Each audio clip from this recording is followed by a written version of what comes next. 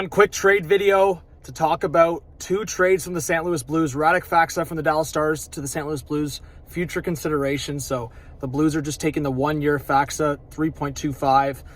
Doesn't make a lot of sense for me. I mean, a guy making that much only got 19 points, but I mean, a good shutdown guy, can play third line, play fourth line. I get it in terms of them maybe striking out in free agency.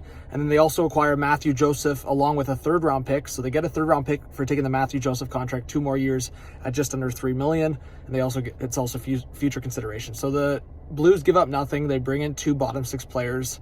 They get a third round pick for extra motivation to make that deal with Ottawa. So Ottawa, I like it. They create the space. There was like a time last year where they had to give up a first round pick to get rid of the Mathieu Joseph contract. The value gets improved because Joseph had a good year. Eric Brandstrom also signs a 1 year deal in Colorado, $900K AAV.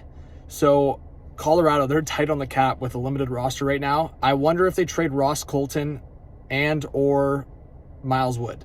And I think the Toronto Maple Leafs are definitely a candidate for that. I'm going to make a video later today talking about a Leafs Avalanche trade scenario that includes maybe some third liners coming to Toronto and cheaper players with lower cap hits going to Colorado to fill out Colorado's roster under the cap. And with the Leafs having a little bit more cap flexibility, if they move one of Yarncrow or Kampf, they can make a deal like that work. So give me your thoughts, guys, on the Blues moves. I think specifically for St. Louis, they're in a weird time right now. Blues fans I'm talking to are really frustrated, whether it's the Krug-Falk contracts, the direction of the team.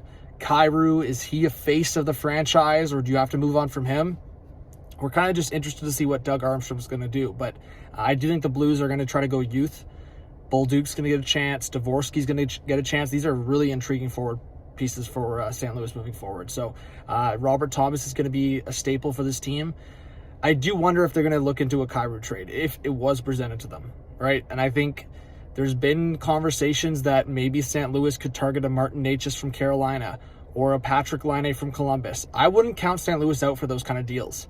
I think the fact that there's certain contracts on the Blues that they could move and have assets to do those deals, I would not count them out of that.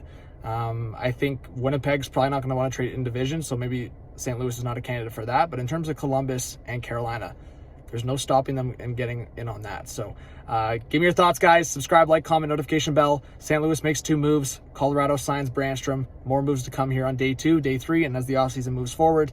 And I'll be posting more videos throughout the week. Talk soon. Peace.